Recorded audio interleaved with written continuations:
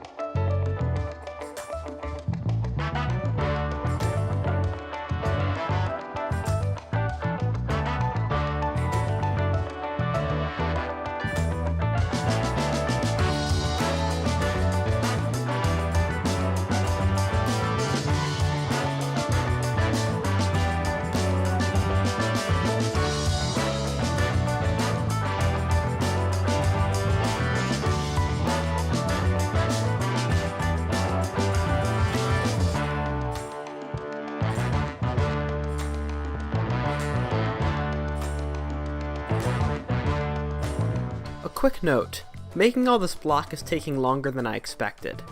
I may have to take a short hiatus in order to finish making all of it, as trying to work on it at the same time is just too slow going. Either way, thanks for watching and I'd love to hear what you think in the comments.